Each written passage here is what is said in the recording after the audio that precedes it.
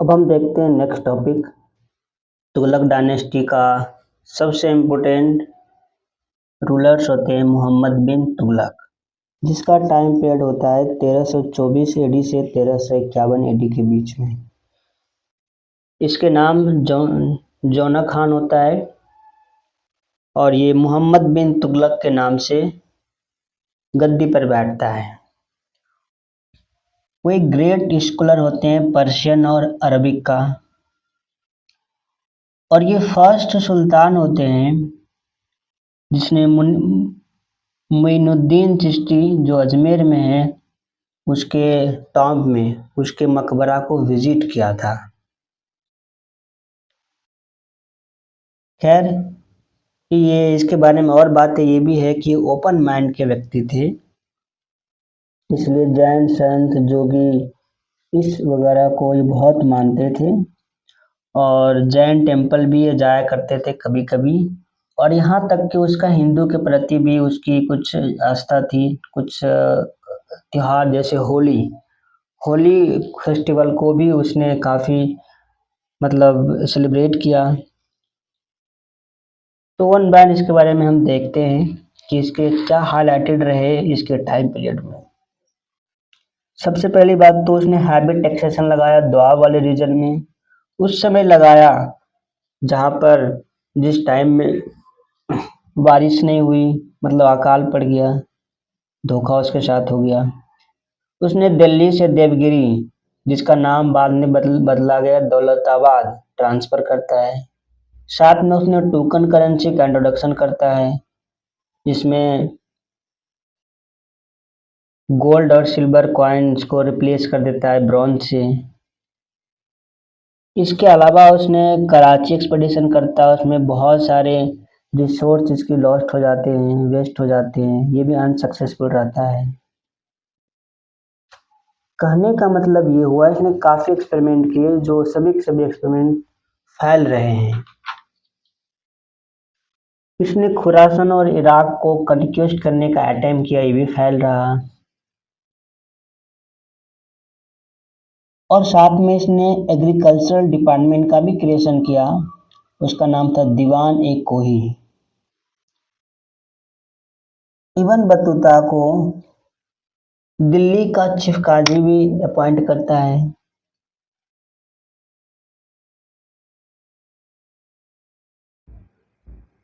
और इसके साथ इसके अलावा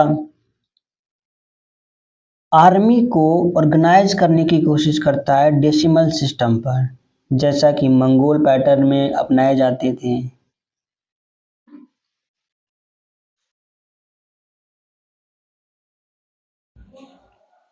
तो मोहम्मद बिन तुगलक को वाइज फूल भी कहा जाता था, क्योंकि उसके 5 एक्सपेरिमेंट हुए थे जो अच्छे एक्सपेरिमेंट थे, लेकिन पांचों के 5 एक्सपेरिमेंट फेल होते हैं। पहला था transfer of capital from Delhi to Daulatabad, दूसरा टैक्सेशन इन दोआब, तीसरा कराची एक्सपेडिशन, चौथा खुरासन एक्सपेडिशन, पांचवा टोकन करेंसी। ये 5 एक्सपेरिमेंट उसने किए और सभी फेल रहा। इसके बारे में भी हम डिस्कस करेंगे वन बाय वन। साथ में इसने मंगोल को झेलम के नज़दीक एक युद्ध हुआ था उसमें हराता है, और कुछ समय के लिए उसका पावर पेशावर मतलब इंडस रिवर के बियॉन्ड तक फैल गया था। अब हम देखते हैं कि मोहम्मद बिन तुगलक का एक्सपेरिमेंट क्या रहा था। वो एग्रीकल्चर में काफ़ी इंटरेस्ट ले रहे थे। साथ में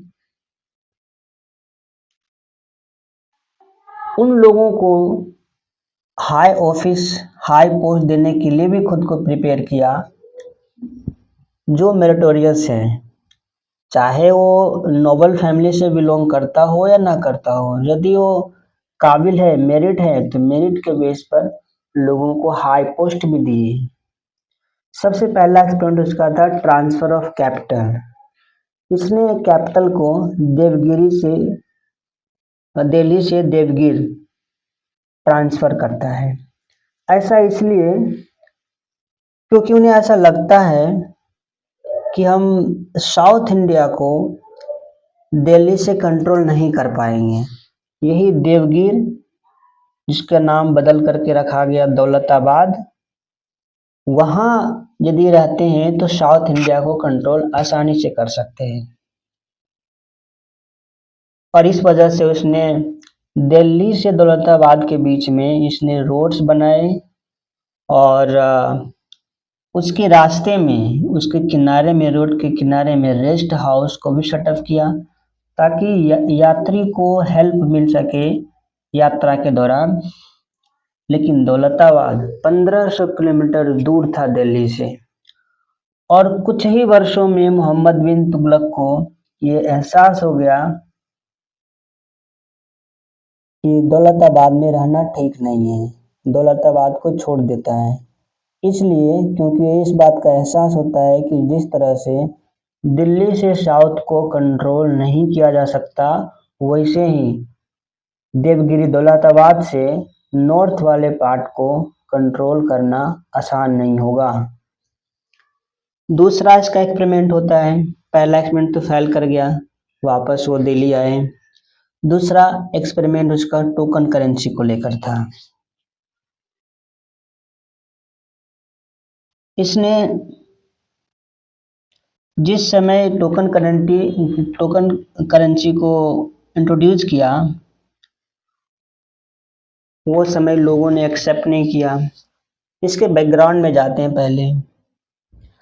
जिस टाइम में ये टोकन करेंसी को लेकर आ रहे थे, एक्चुअल में उस समय सिल्वर का पूरे वर्ल्ड में शॉर्टेज था। एक्चुअल में 14th सेंचुरी का वो टाइम पीरियड था और आसपास इसने देखा भी कि एक्सपेरिमेंट हुए हैं टोकन करेंसी का। जैसे चाइना के कुबलाई खान ने इसको एक्सपेरिमेंट किया था और सक्सेसफुल रहा टोकन करेंसी का एक्सपेरिमेंट। इसके अलावा ईरान के मुगल रूलर जिसका नाम था गजन खान, उसने भी इस एक्सपेरिमेंट को किया था। तो उनको लगा हम ये एक्सपेरिमेंट हम भी करते हैं। उसने डिसाइड किया कि जो भी सिल्वर टांका है, उस सिल्वर टांका के सेम वैल्यू का ब्रॉन्ज कॉइन बनाया, जिसे टोकन करेंसी के रूप में इस्तेमाल किया गया,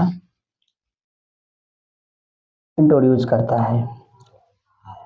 लेकिन ये आइडिया भारत में नया था और लोगों को राजी करना आसान नहीं था।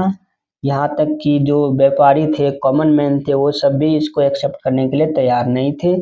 फाइनली मोहम्मद बिन तुगलक ने डिसाइड किया टोकन करेंसी को विदड्रॉ करने का और ये एक्सपेरिमेंट उसका फेल रहा।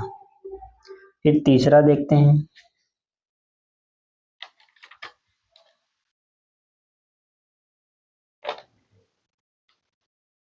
तीसरा एक्सपेरिमेंट जो रहा है टैक्सेशन इन द्वाब के लिए, द्वाब वाले रीजन में। तो पहले समझते हैं एग्रेरियन रिफॉर्म्स क्या क्या किए थे जिसकी ये जरूरत पड़ी। मोहम्मद बिन तुगलक ने बहुत सारे मेजरमेंट किए एग्रीकल्चर को इम्प्रूव करने के लिए, स्पेशली द्वाब रीजन में। हाँ, ये बात है कि जो स्टेट का जो रेवेन्यू था, मतलब जिस तरह से अलाउद्दीन के टाइम में 1/2 लिया जाता था टैक्स, वही इसने भी स्टार्ट किया। लेकिन ये रेवेन्यू को, टैक्स को फिक्स करते थे मनमाना ढंग से, ना कि एक्चुअल प्रोड्यूस के आधार पर। और प्राइस भी फिक्स किया गया था आर्टिफिशियली, है ना, ताकि प्रोड्यूस को हम मनी में कन्वर्ट कर सकें। तो इस तरह से उसने ज़्यादा से ज़्यादा टैक्स लेने की कोशिश किया। और साथ में जब इसने ये चीज़ें स्टार्ट किया, टैक्सेशन स्टार्ट किया दोआब रीजन में हाफ प्रोड्यूस का, तो उसी टाइम में बहुत बड़ा अकाल पड़ता है और लगभग 6 वर्षों तक उस सिचुएशन में बहुत बुरा हाल रहता है। बहुत सारे लोग दिल्ली में मर जाते हैं और इस तरह से बहुत घातक हो जाता है। यहाँ तक कि जो एयर है, एयर भी घातक हो जाते हैं। सुल्तान दिल्ली छोड़कर चला जाता है और 2.5 वर्षों तक कैंप में रहता है, दिल्ली से 100 मील दूर गंगा नदी के किनारे कन्नौज के पास। और जब वो रिटर्न होते हैं दिल्ली, तो एक सेपरेट डिपार्टमेंट को सेटअप करता है एग्रीकल्चर को इम्प्रूव करने के लिए दोआब में। उसका नाम होता है दीवान ए कोही।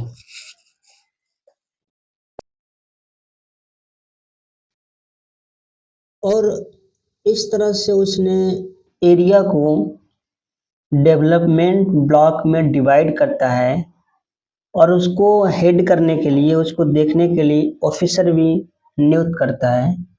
उसका काम यही होता है कि अब जाइए साहब, कल्टीवेटर जो भी हैं उसको लोन दीजिए ताकि वो क्रॉप को उगा सके। और उसने एक स्कीम लाया कल्टीवेटर के लिए, सेपरेट क्रॉप उगाने के लिए। जैसे जौ के स्थान पर गेहूँ, गेहूँ के स्थान पर गन्ना, गन्ना के स्थान पर अंगूर और खजूर, इस तरह से। तो जो स्कीम था ये लार्जली फेल हो गया, क्योंकि जिस व्यक्ति को उसने चुना था इस काम के लिए, वो व्यक्ति ही अनुभवहीन थे, बेईमान थे, है ना, और इसके गलत उपयोग करता था अपने पर्सनल यूज के लिए। तो ये भी इसका फेल रहा दोआब में टैक्सेशन का कंसेप्ट भी। नेक्स्ट एक्सपेरिमेंट उसका होता है चौथा, खुरासन कंपेन। जैसे देवगिर से वो वापस आता है दिल्ली, तो सुल्तान बहुत बड़ी मात्रा में आर्मी को रिक्रूट करता है ताकि अफगानिस्तान और गाजी को जीत सके। लेकिन वरानी कहता है कि उसका मेन ऑब्जेक्ट जो था खुरासन और इराक को जीतने का।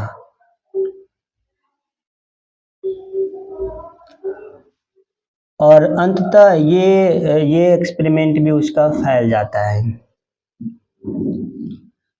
नेक्स्ट आता है Karachi expedition. Karachi expedition actual में लॉन्च किया गया था हिमालय के कुमाऊं हिल में, हिमालय के कुमाऊं पहाड़ियों में। वहाँ इसलिए किया गया था क्योंकि आइडिया ये था कि जो चाइनीज थ्रेट है, जो चाइना का जो घुसपैठी होता है इंडिया में, उसको काउंटर करने के लिए ये एक्सपेडिशन किया गया। हालांकि शुरुआती सक्सेस मिले, लेकिन जब आर्मी बहुत अंदर चले गए और उनके बारे में ज्योग्राफी के बारे में लोगों को पता भी नहीं था जो सैनिक गए थे, और फिर मारे गए। ऐसा कहा जाता है कि 10,000 सैनिकों में सिर्फ 10 लोग ही वापस आए थे। इस तरह से ये एक्सपेडिशन भी फैल रहा। तो इस तरह से इसको वाइज फूल भी कहते हैं, क्योंकि एक्सपेरिमेंट तो अच्छे कर रहे थे लेकिन रिजल्ट उसके अपोजिट आ रहा था।